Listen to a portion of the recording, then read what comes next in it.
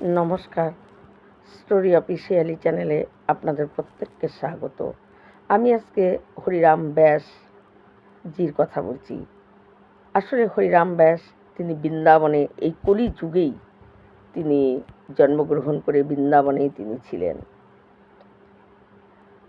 ভগবানের অষ্ট সখা ছিল ভগবান শ্রীকৃষ্ণের, সেই অষ্ট সখার মধ্যে তিনি হলো একজন। এটাই ভাবে, এবং ওই অষ্ট সখার মধ্যে তিনি একজন। তিনি যুগল কিশোরের সেবা করতেন। একদিন তার বাড়িতে বাইরের থেকে এক সাধু আসে, কিন্তু হরিরাম ব্যাসের একটাই উদ্দেশ্য ছিল, কেউ যদি বৃন্দাবনে আসে এবং তার কাছে আসে, সে যেন তেন প্রকারে তাকে বৃন্দাবন ছেড়ে তাকে যেতে দিতে চাইতো না। ভাবতো যে তুমি বৃন্দাবনে থেকে যাও, বৃন্দাবন বাস করো। হরিরাম ব্যাসের এটাই তার মনের সবসময়, এই কাজটাই তিনি করতেন। যুগল কিশোরের সেবা করত, কিন্তু বাইরের থেকে এক সাধু এসে হরিরাম ব্যাসের বাড়িতেই যায়। হরিরাম ব্যাস খুব খুশি সাধুকে দেখে। সেই সাধু বলে, তা একটা কৌটোর মধ্যে সে হলো শালগ্রাম শিলা নিয়ে এসেছে। বলে, ধরো আমার ঠাকুর, তোমার যুগল কিশোরের পাশে বিরাজমান করো। বলে, কয়দিন থাকবে? বলে, 4 দিন। বলে, আয় রে রাম রাম, বৃন্দাবনে এসে তুমি 4 দিন থাকবে? আরে বৃন্দাবন থেকে আর যেতে হবে না, বৃন্দাবন আসা মানে রাধারানী তোমার হাত ধরে এনেছে। রাধারানী যদি হাত না ধরে তাহলে বৃন্দাবন প্রবেশ করা যায় না।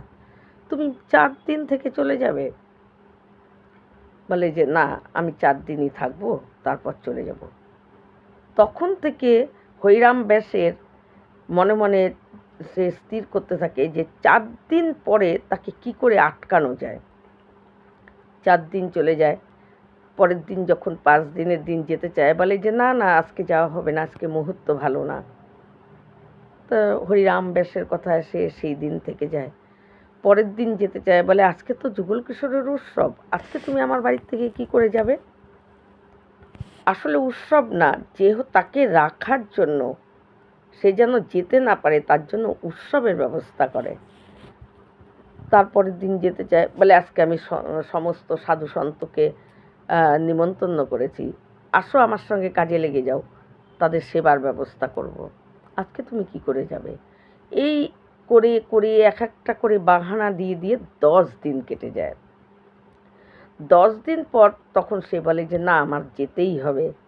4 দিন বলে থাকবো বলে এসেছি, সেখানে 10 দিন হয়ে গেছে, আমি আর থাকতে পারবো না। হরিরাম ব্যাস তাকে বারবার বলে যে বৃন্দাবনে যদি একবার এসেই গেছো, তুমি আর বৃন্দাবন ছেড়ো না, বৃন্দাবনেই থেকে যাও। কিন্তু সেই সাধু বলে যে না, আমার যেতেই হবে, আমার ঠাকুর দাও, আমার ঠাকুর দিয়ে দাও, আমার যেতেই হবে, আজকে আর কোনো বাধা নিষেধ আমি কিছু শুনবো না, আমি আজকে যাবই।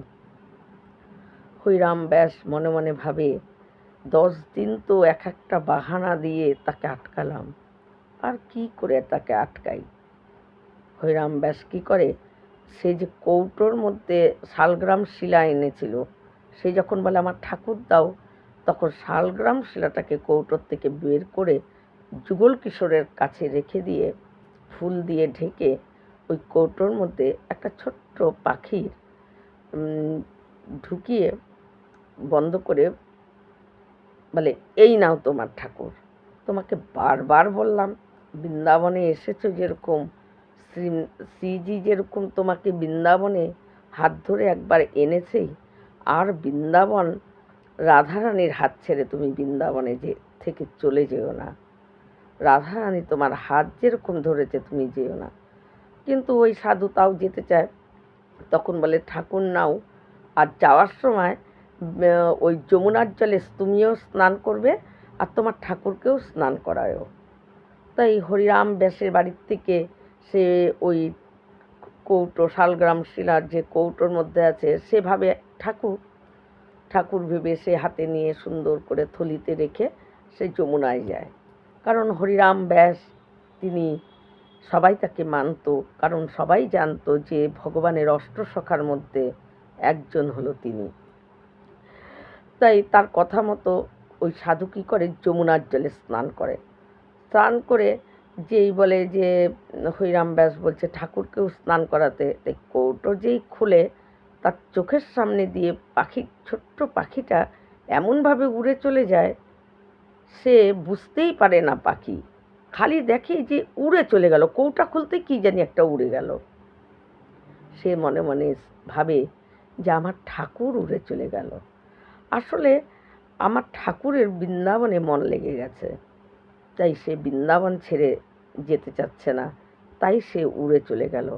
আমাকে বারবার হরিরাম ব্যাস যেই বলল বৃন্দাবনে থেকে যেতে, আমি থাকলাম না, আমার ঠাকুর আমার থেকে চলে গেল উড়ে।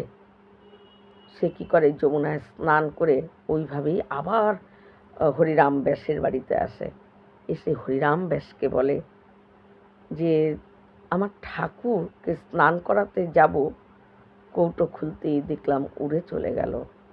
ঠাকুরের বৃন্দাবনে মন লেগে গেছে, তাই আমার সঙ্গে সে আর গেল না, সে আমার থেকে উড়ে চলে গেল। তখন হরিরাম ব্যাস বলে, আচ্ছা তাই, ঠাকুর উড়ে চলে গেছে, আচ্ছা দেখি তো কোথায় উড়ে গেল। হরিরাম ব্যাস বলে, দাঁড়াও আমি তাহলে একটু ঠাকুর ঘরে ঢুকে যুগল কিশোরের পায়ের সামনে সেই ফুল টুলগুলো এরকম করে নাড়তে নাড়তে বলে, এই যে তোমার ঠাকুর, দেখো তোমার ঠাকুর বৃন্দাবন ছেড়ে যাবে না, তাই তুমি যখন স্নান করাতে গেছিলে তখন সেখান থেকে উড়ে সে অন্য কোনোখানে যায়নি, সে আমার বাড়িতেই এসেছে, যুগল কিশোরের কাছেই আছে।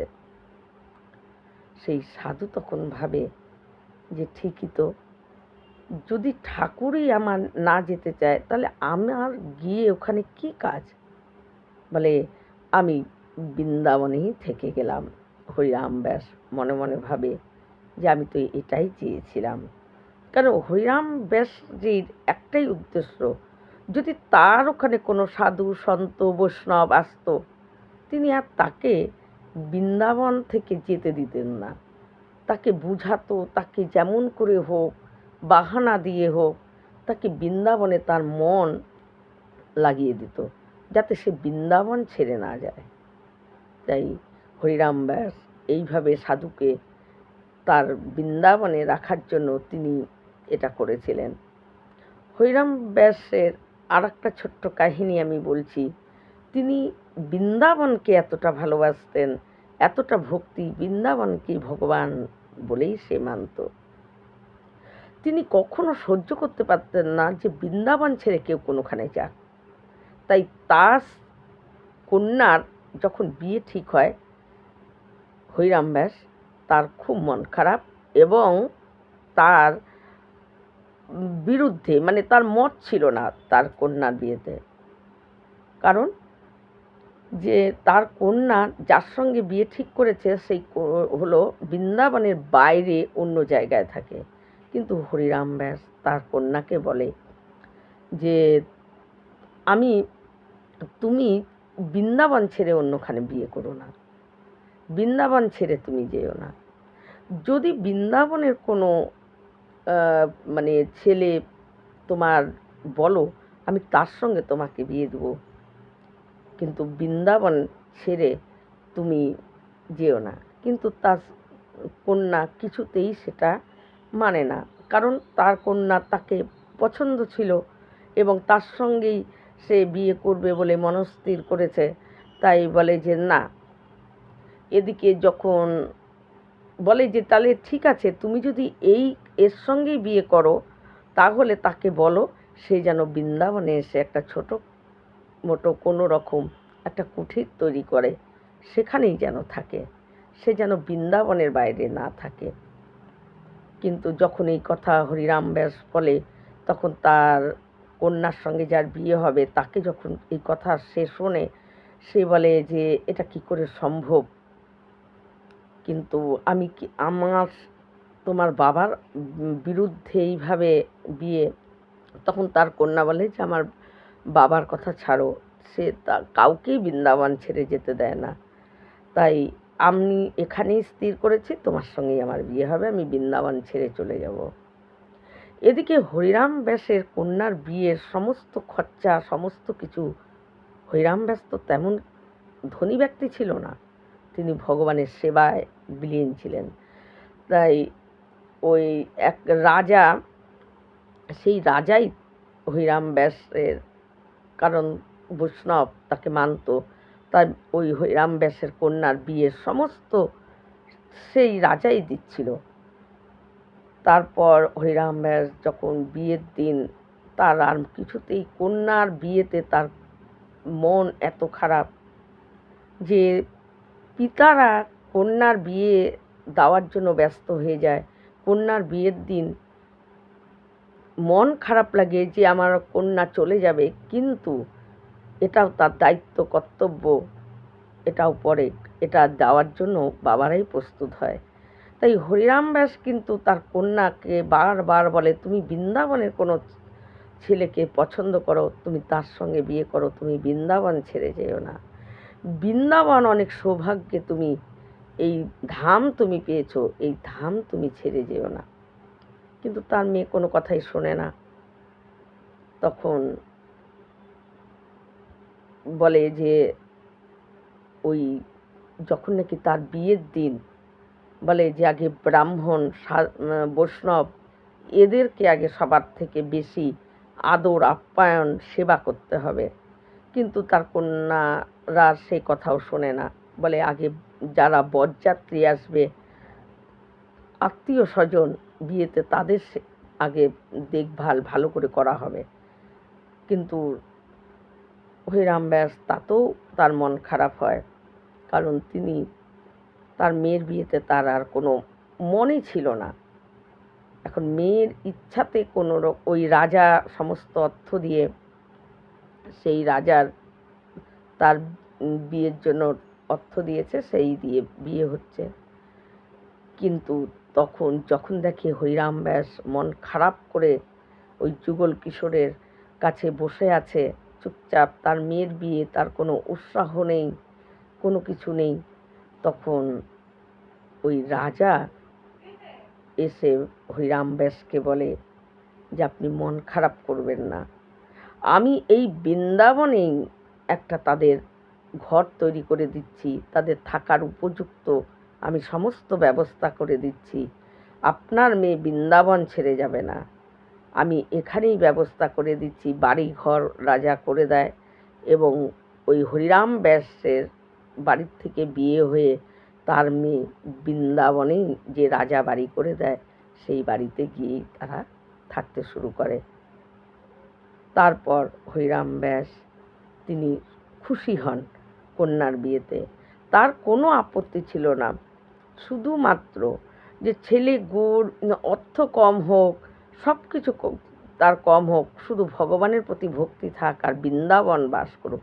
তাই হরিরাম ব্যাস জি, তার উদ্দেশ্য খালি একটাই, যদি কেউ বৃন্দাবনে তার কাছে চলে আসতো, তাকে বৃন্দাবন ছেড়ে তাকে যেতে দিত না, যেমন করে হোক তাকে বৃন্দাবন বাস তাকে করাতো। বলতো যে রাধার ইচ্ছা ছাড়া বৃন্দাবনে কেউ প্রবেশ করতে পারে না, আর যখন শ্রীজি কারো হাত ধরে, সেই তখন বৃন্দাবনে প্রবেশ করতে পারে। শ্রীজি যখন কারো হাত ধরে, তাই শ্রীজির হাত ছেড়ে বৃন্দাবন ছেড়ে চলে যাওয়াটা ঠিক না। যদি যারা নাকি সাধু সন্ত বা নিজের কন্যা, তাকে ইচ্ছা করলেই বৃন্দাবনে সে বিয়ে দিতে পারত, কিন্তু তার কন্যার বাইরে অন্য ছেলের সঙ্গে তার বিয়ের ইচ্ছা, তাই যেটা সম্ভব, যতটা সম্ভব, তিনি কোনো বৈষ্ণব, কোনো সাধু, কোনো সন্ত যদি তার কাছে চলে আসতো, তিনি তাকে বৃন্দাবনবাসী করেই রাখতেন। এটাই তার উদ্দেশ্য ছিল, যে সবাই বৃন্দাবনে থাকো। কারণ তিনি তো পরম ভক্ত ছিল, যুগল কিশোরের উপাসনা তিনি করতেন, যুগল কিশোরের সেবা তিনি দিতেন। তাই বৃন্দাবন ধাম, তার যে মর্ম, তার যে রহস্য, তার যে রস, তার যে প্রেম বৃন্দাবন, তিনি সেটা বুঝতে পারতেন। আর তার জন্যই তিনি সবাইকে বৃন্দাবনে থাকতে বলতেন, যে বৃন্দাবনে থেকে দেখো কতটা আনন্দ, কতটা সুখ, সেটা তিনি বোঝানোর জন্য সবাইকে বৃন্দাবনে থাকার ব্যবস্থা করে দিতেন। এই রকম ভিডিও পাওয়ার জন্য আমার চ্যানেলটিকে সাবস্ক্রাইব করবেন। নমস্কার।